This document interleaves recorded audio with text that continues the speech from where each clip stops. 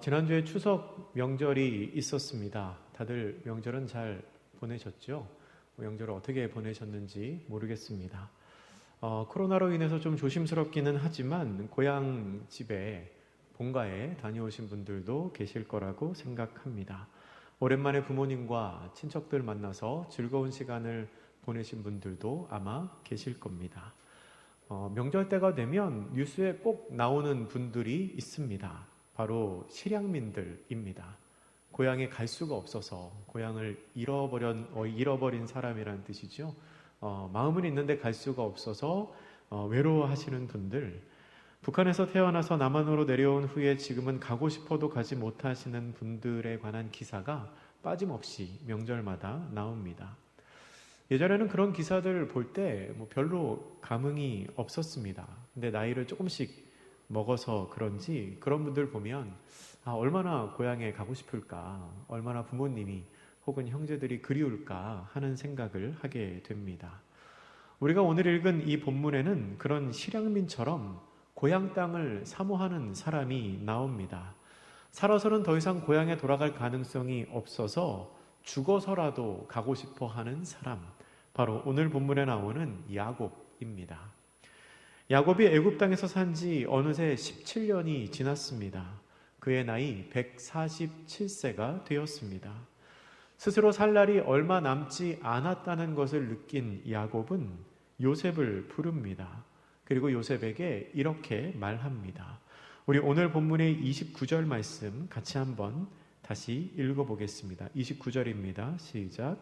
이스라엘이 죽을 날이 가까움에 그의 아들 요셉을 불러 그에게 이르되 이제 내가 내게 은혜를 입었거든 청하노니 내 손을 내 허벅지 아래에 넣고 인애와 성실함으로 내게 행하여 애굽에 나를 장사하지 아니하도록 하라. 아멘. 야곱은 아들인 요셉에게 청한다, 아주 정중하게 부탁한다 라고 말하면서 그의 손을 내 허벅지 아래에 넣으라고 말합니다. 이 허벅지 아래에 넣는다는 것은 자기의 생식기 가까이에 손을 대라는 의미입니다. 생식기는 생명의 근원을 의미하는 것인데요. 그러니까 생명을 걸고 약속하라는 겁니다. 그렇게 생명을 걸고까지 약속을 하라고 하는 내용이 뭐냐면 애굽에 나를 장사하지 말라라고 부탁합니다. 그러니까 내가 죽은 다음에 애굽 땅에 매장하지 말고 애굽 땅에 묻지 말고 고향 땅에 묻어 달라는 겁니다. 30절에서도 이렇게 요청합니다. 내가 조상들과 함께 눕거든 너는 나를 애굽에서 메어다가 조상의 묘지에 장사하라. 아멘. 내가 죽으면 나를 메고 올라가서 조상들의 묘지에 함께 장례를 치러 달라는 겁니다. 그리고 그 말을 들은 요셉은 30절의 하반절에서 내가 아버지의 말씀대로 행하리이다 라고 대답합니다. 그렇게 야곱이 원하는 대로 내가 아버지의 말대로 그렇게 하겠다라고 약속을 한 것입니다. 그런데 야곱은 그렇게 그냥 약속한 것으로는 마음이 놓이지가 않았던 것 같습니다.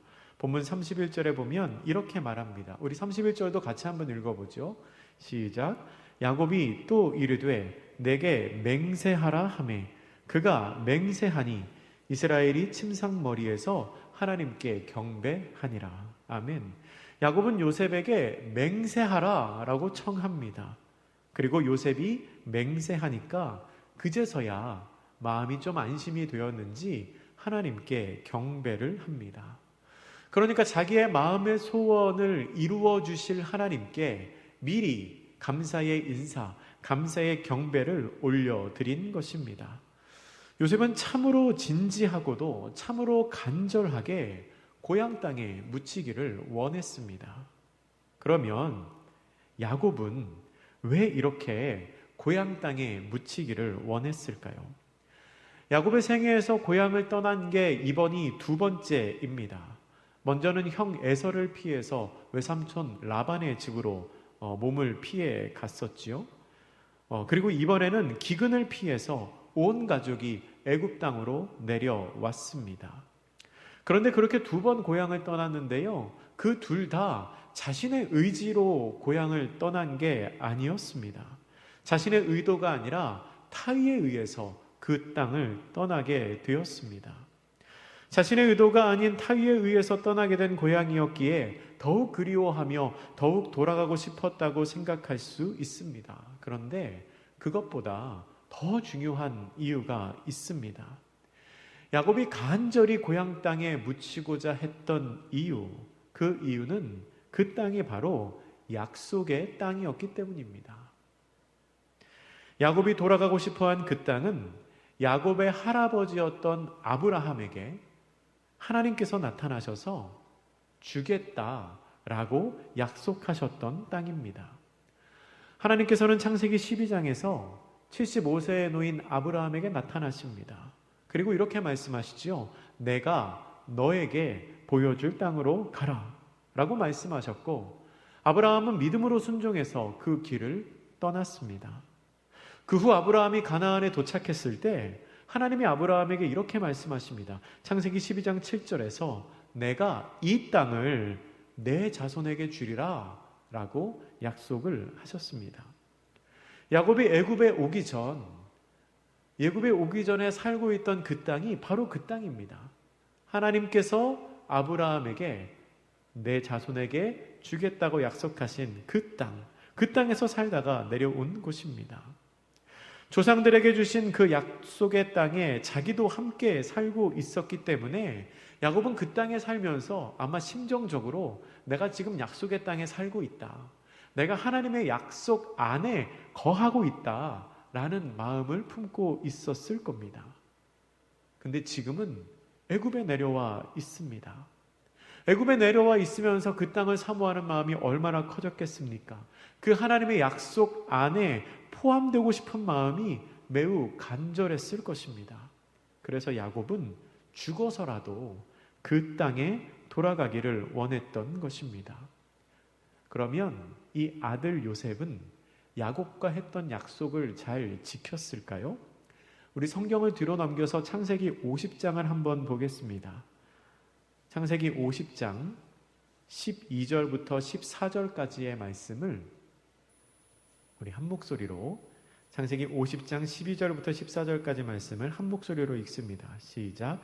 야곱의 아들들이 아버지가 그들에게 명령한 대로 그를 위해 따라 행하여 그를 가나안 땅으로 메어다가 마므레 앞 막벨라 굴에 장사하였으니 이는 아브라함이 헷 족속 에브론에게 밭과 함께 사서 매장지를 삼은 곳이었더라.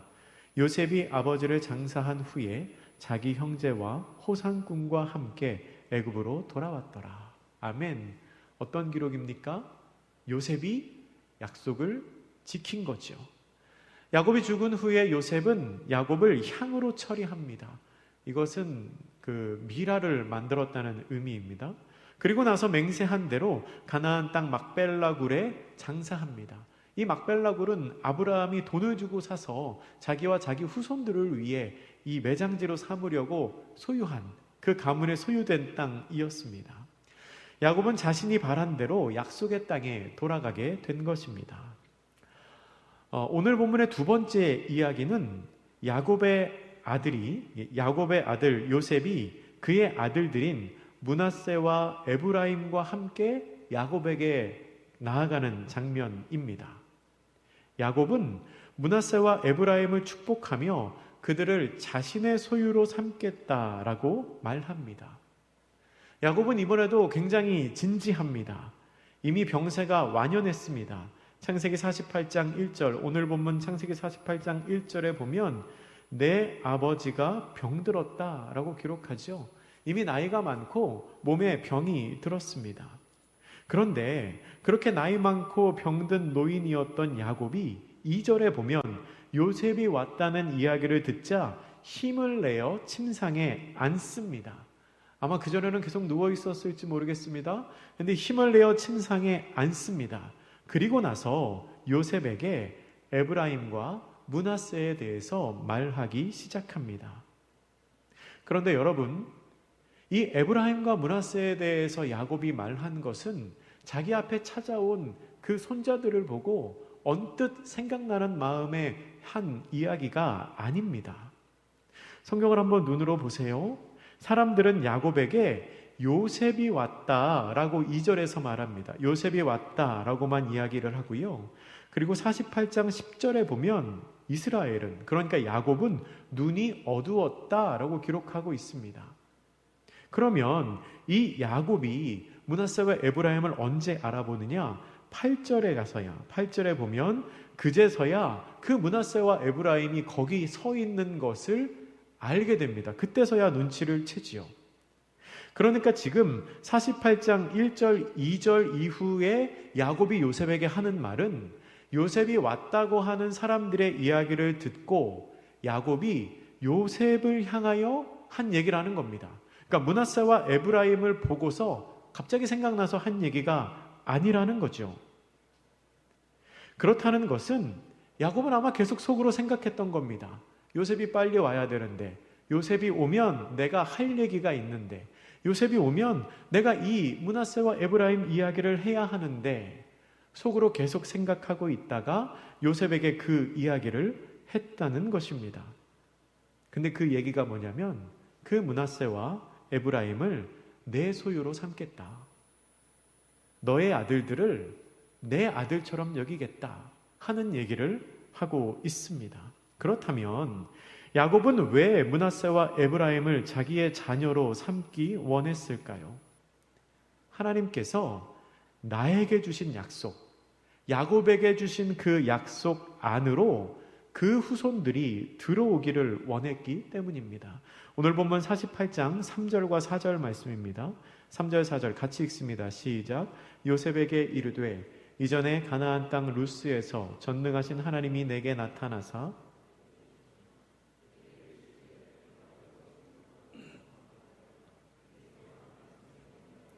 내가 이 땅을 내 후손에게 주어 영원한 소유가 되게 하리라 하셨느니라. 아멘. 야곱은 오래전 에서를 피해서 삼촌의 집으로 가던 중에 베델 곧 루스에서 하나님을 만났습니다.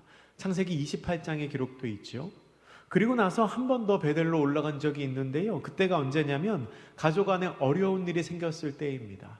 딸 디나가 강간을 당하고 아들들이 세겜 족속을 살육했을 때, 정말 어찌해야 할지 모르는 그 상황에 하나님께서 야곱을 향하여 베델로 올라와라 라고 말씀하시고 그 베델에서 하나님이 야곱에게 약속을 주십니다. 그게 창세기 35장에 기록된 이야기입니다. 근데 지금 우리가 읽은 이 48장 3절과 4절 말씀은 그 창세기 35장에서, 그러니까 하나님께서 올라오라고 말씀하신 베델에서 하나님이 야곱에게 약속하셨던 그 약속의 말씀을 지금 야곱이 다시 한번 이야기하고 있는 겁니다. 그리고 다시 한번 그 약속을 이야기하며 요셉의 아들인 므낫세와 에브라임도 그 약속의 자손에 속하게 될 거라고 말하고 있는 것입니다. 5절과 6절, 48장 5절과 6절도 같이 읽어보겠습니다. 시작. 내가 애굽으로 와서 내게 이르기 전에 애굽에서 내가 낳은 두 아들 에브라임과 므낫세는 내 것이라. 르우벤과 시므온처럼 내 것이 될 것이요 이들 후에 내 소생은 내 것이 될 것이며 그들의 유산은 그들의 형의 이름으로 함께 받으리라. 아멘.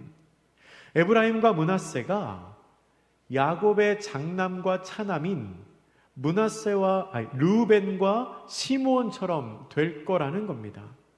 이것은 48장 4절에 나오는 이 땅을 내 후손에게 주어 영원한 기업이 되게 하리라는 야곱이 하나님에게서 받은 그 약속이 너희들에게도, 요셉의 아들에게도 그대로 이루어지게 될 거라는 야곱의 약속인 것입니다. 하나님의 그 약속이 이루어질 때 그 약속에 대한 동일한 상속의 권리를 너의 아들들에게도 받게 하겠다라고 야곱이 말하고 있는 겁니다.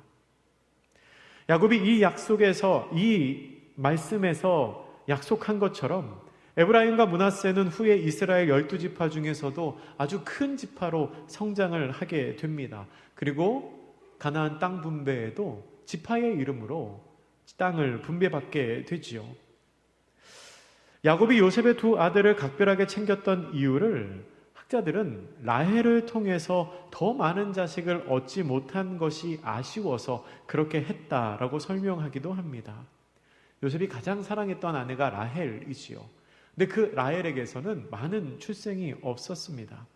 근데 그 사랑했던 아내의 몫을 더 많이 배려했다는 겁니다.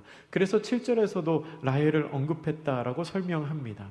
또 한편으로는 애굽의 문화에 너무 많이 노출될 수밖에 없었던 이 요셉의 아들들이기 때문에 야곱이 더 특별하게 생각을 했다고 설명합니다. 이 요셉의 가족들과 야곱과 그 야곱의 아들들, 요셉의 형제들은 떨어져서 살았습니다.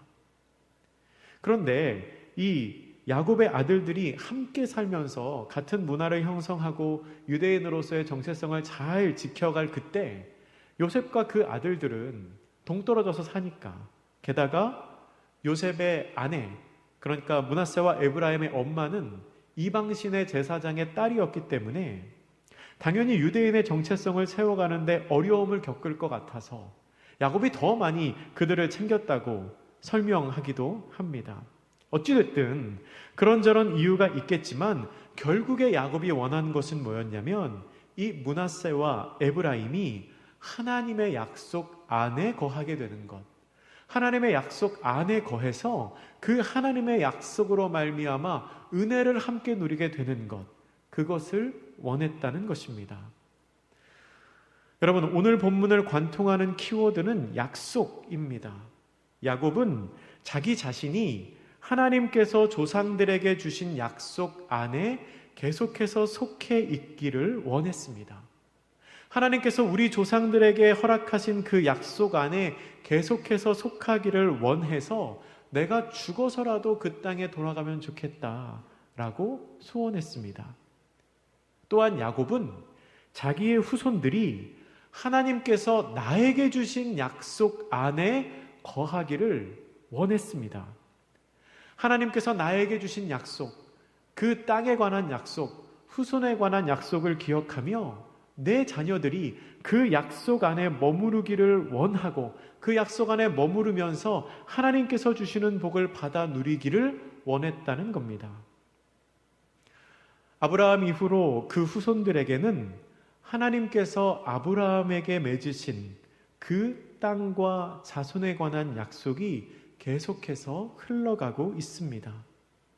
야곱은 자기 때까지 흘러온 그 하나님의 약속, 또한 그 약속으로 말미암은 복이 내 때에서 끊어지지 않기를 간절히 원했습니다. 내 후손 때에도, 그리고 내 손자 때에도 그 하나님의 약속이 계속 흘러서 내가 그렇게 복을 누린 것처럼 내 자녀들도 복을 누리고 그 자녀의 자녀들도 계속해서 하나님의 약속으로 말미암은 복이 흘러가기를 원했던 것입니다.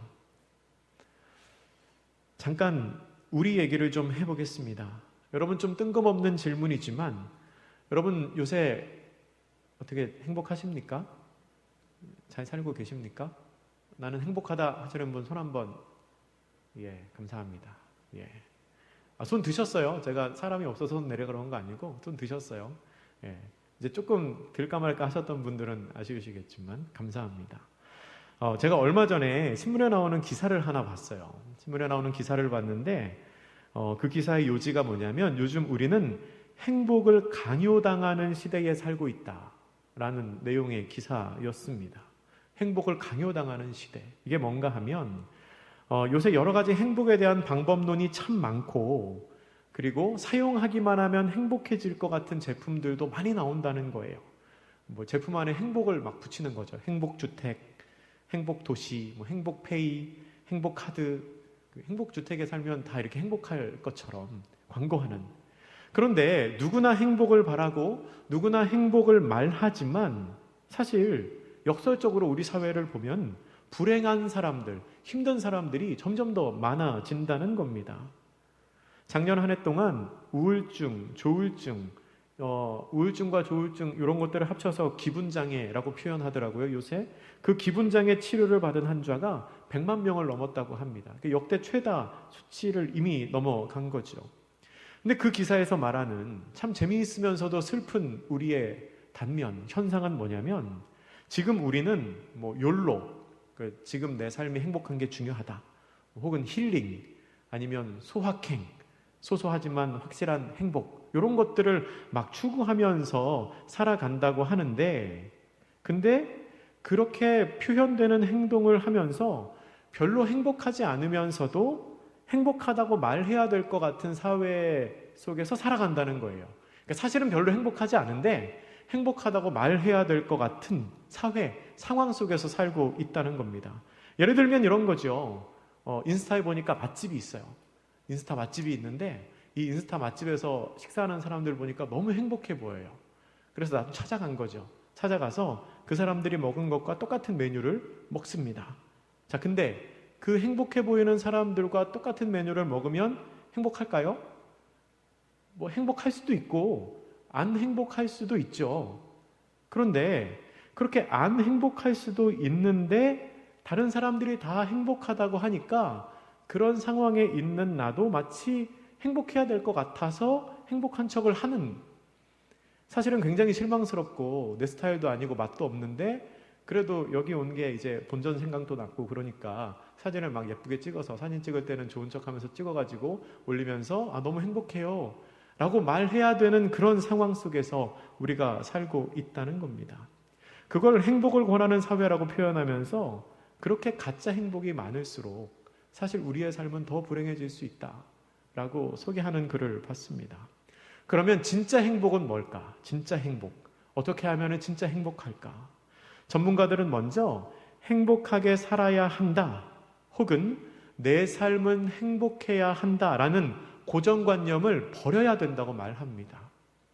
여러분, 사람은 행복하기 위해 사는 게 아닙니다. 행복을 쫓아 살아가다 보면 결코 행복해질 수 없습니다. 그래서 서울대 심리학과 최인철 교수는 평범한 일상의 소중함을 아는 것이 행복이다라고 말합니다. 평범한 일상, 지극히 평범한 일상이 소중하다고 깨닫는 것, 그게 행복이다라고 설명합니다. 그러니까 행복이 삶의 목표가 될 수 없다는 거죠. 행복이 삶의 목표가 되어서도 안 된다는 겁니다. 내가 살고 있는 지금의 이 삶을 살아가는 것, 사랑하는 것, 그것 자체가 우리에게 주어진 가장 큰 행복이라는 겁니다. 사회과학적으로는 행복을 이렇게 설명합니다. 여러분 좀 이해가 되시고 좀 공감이 되시나요? 물론 다 좋은 이야기입니다. 제가 그 얘기를 반박할 생각은 없습니다. 그런데요, 저는 그 설명에 한 가지를 더 보태고 싶습니다. 기독교적인 관점에서 우리 삶의 행복은 나를 향한 하나님의 뜻을 발견하는 데 있습니다. 그러니까 사회과학에서 우리 삶의 행복이 일상의 소중함을 발견하는 데서 나온다라고 설명한다면, 저는 우리 기독교인들은 내 행복이 어디에서 나오냐? 나를 향한 하나님의 뜻을 발견하는 데에서 나온다라고 말하고 싶습니다. 다르게 표현하면 우리 삶의 행복은 나를 향한 하나님의 약속을 기억하는 데 있습니다. 야곱이 삶의 마지막까지 소망을 품을 수 있었던 이유는 그에게 약속이 있었기 때문입니다. 온몸이 노쇠한 순간에도 자녀들을 축복할 수 있었던 이유도 그에게 약속이 있었기 때문입니다. 아마도 야곱은 늙고 병들어서 온몸에 힘이 다 빠지고 또 앞이 잘 보이지 않는 그 상황에서도 자신을 향한 하나님의 약속을 기억할 때 그의 가슴이 청년처럼 막 뛰었을지 모르겠습니다.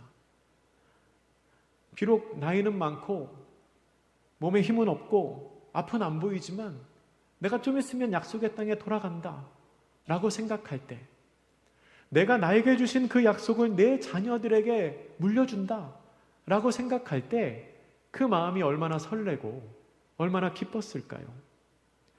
내 평생 내 가슴을 뛰게 하면서 내 가슴을 설레게 하는 일, 그러한 하나님의 약속이 우리의 삶에 있다면 그게 행복한 삶 아닐까요? 오래전 이야기입니다. 제가 세어보니까 14년 전 이야기입니다. 제가 그때 찬양을 하나 만들어서 혼자 부르면서 다녔습니다. 제가 어저께 찾아보니까 유튜브 조회수 2206회를 기록한 약속이라는 찬양, 아시는 분은 아시고 모르시는 분은 그런 게 있었어 하시겠지만, 제가 그 찬양을 만들어서 부를 때가 20대 중반에서 후반 넘어갈 때입니다. 딱 지금 우리 1청년부 나이대였는데요. 제가 그때 나름 힘들었습니다. 그 신학교 입학을 하려고 준비하던 때였어요. 참 모든 게 쉽지 않더라고요. 제가 원래 이 신학교에 가려고 계획했던 사람이 아니고 그냥 일반 대학의 일반 학부를 나온 사람이기 때문에 참 모든 게 좀 낯설고 힘들었습니다. 게다가 평소에 공부를 잘하거나 평소에 공부를 좋아했던 사람이 아닌지라 공부했던 것도 힘들고요. 또 공부를 하기는 하는데 이게 합격할 거라는 보장이 없으니까 그 불안감이 상당했습니다. 그리고 나서 시험에 합격해서 학교에 진학을 하게 되더라도 이 신학교에 간다는 것, 목회자가 된다는 것은 이게 일반적인 삶이 아니니까 내가 이 일을 하는 게 맞나, 내가 이 길을 걸어가는 게 맞나 하는 좀 확신도 잘 없었습니다. 그리고 내가 잘 돼서 시험도 합격하고 사역도 하게 되고 그렇게 목회의 길을 걸어가더라도 내가 교회 안에서 하는 그 다양한 사역들을 잘 감당할 수 있을까 하는 그런 불안감도 있었습니다. 그래서 그때 당시에 저의 감정 상태가 좀 이상했던 것 같아요. 그러니까 성경을 하루 종일 공부하니까 은혜는 충만한데 자존감은 굉장히 바닥이었습니다. 여러분 그런 상태를 좀 이해하실 수 있나요? 그런 느낌 아시나요? 은혜는 충만한데 자존감은 바닥인. 그러니까 하나님과 함께 할 때에는 온 세상을 다 가진 것 같은데 막상 세상에 나가면 가진 게 아무것도 없는 그런 느낌.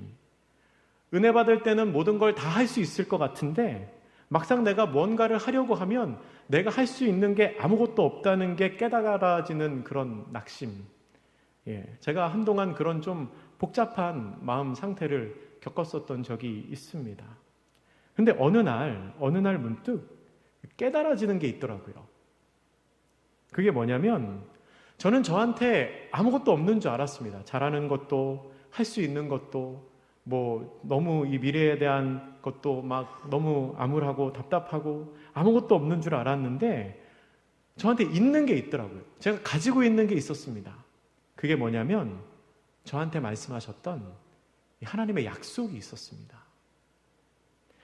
제가 진로를 놓고 고민하면서 기도할 때 이 하나님이 신학의 길에 대한 소망을 주시고 그 소망에 대한 확신을 제 마음속에 주셨습니다. 그렇게 소명을 받을 때 주신 감동이 있는데 하나님이 제 마음에 이런 감동을 주셨어요. 내가 지금까지 너와 함께 했는데 너 왜 그렇게 걱정을 하니? 내가 지금까지 너와 함께 했고 내가 앞으로도 너와 함께 할 텐데 너 왜 그렇게 걱정을 하니? 하는 마음에 감동을 주셨습니다. 그리고 이사야 41장 10절 말씀을 저한테 주셨습니다. 우리 이사야 41장 10절 말씀 한번 찾아보시겠어요? 여러분 잘 아시는 말씀이겠지만 이사야 41장 10절 말씀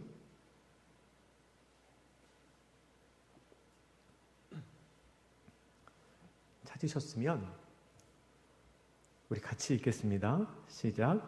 두려워하지 말라. 내가 너와 함께함이라. 놀라지 말라. 나는 내 하나님이 됨이라. 내가 너를 굳세게 하리라. 참으로 너를 도와주리라. 참으로 나의 의로운 오른손으로 너를 붙들리라. 아멘. 어느 날 참 힘들 때, 어느 날 내가 할 줄 아는 것도 없고 내가 가진 것도 없고 나는 어떻게 살아야 하나 하고 고민할 때 하나님이 이 장면을 생각나게 하셨습니다. 내가 아무것도 없는 줄 알았는데 하나님이 나에게 주셨던 약속이 있구나. 내가 아무것도 없는 게 아니구나. 하나님이 나와 함께 하신다는 약속을 주셨구나. 하나님의 약속이 나를 붙들고 있구나 하는 깨달음을 주셨습니다. 그리고 그 내용으로 이 찬양을 제가 만들어서 부르고 다녔습니다.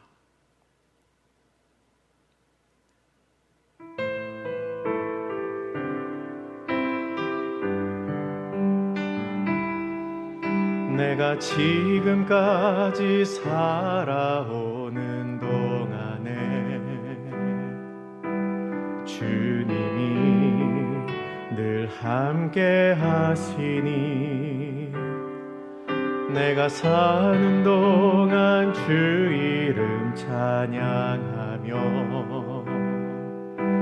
주님을 사랑하리.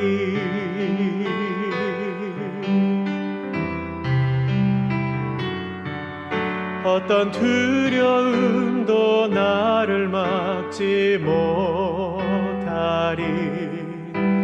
살아계신 주님 나와 함께 하시니 그 단련후에 정금같이 나아가리라.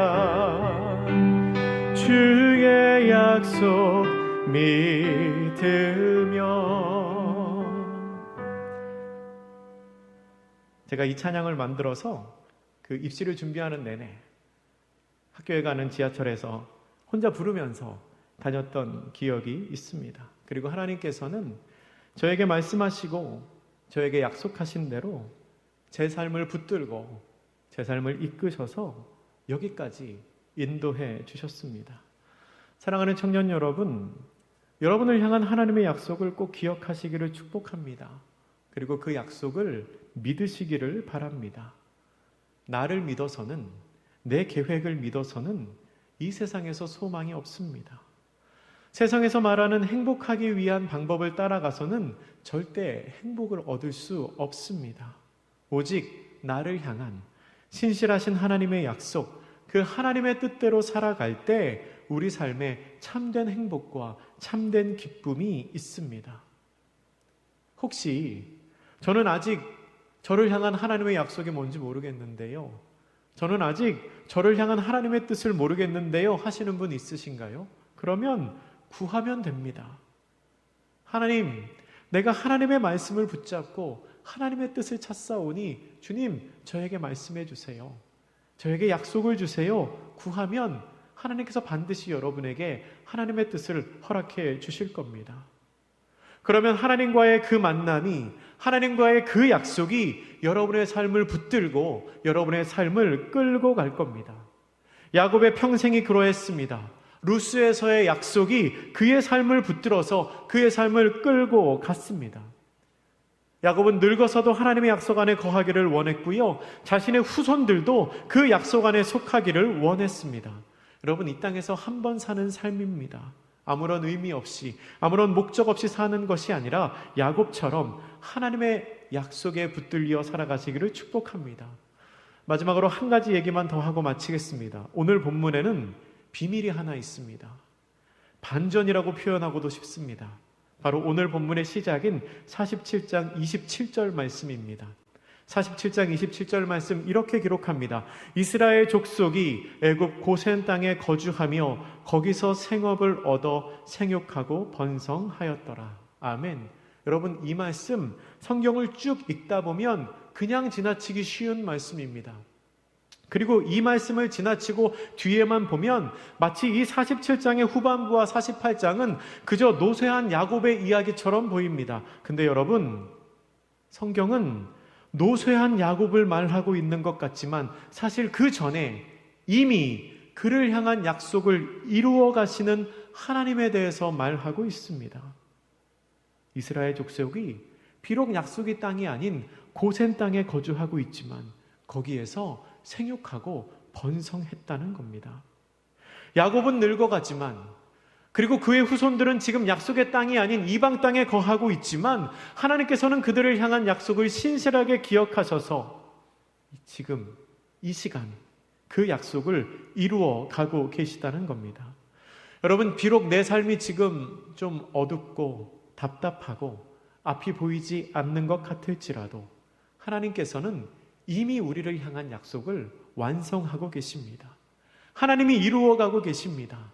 신실하신 하나님께서 여러분의 삶을 지금도 붙들고 가고 계십니다.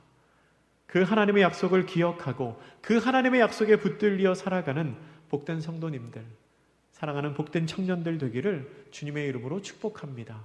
기도하겠습니다. 사랑의 하나님, 야곱에게 약속을 허락하셔서 그로 하여금 약속 안에 거하며 살아가게 하시는 것을 저희가 봅니다. 주님, 저희도 만나주시고 은혜의 약속을 허락하여 주시옵소서. 답답하고 어려운 상황에서도 그 약속을 붙들고 살아가게 하시고 주님의 뜻 안에 거하는 하나님의 백성들 되게 하여 주시옵소서. 감사드리며 예수님의 이름으로 기도드립니다. 아멘.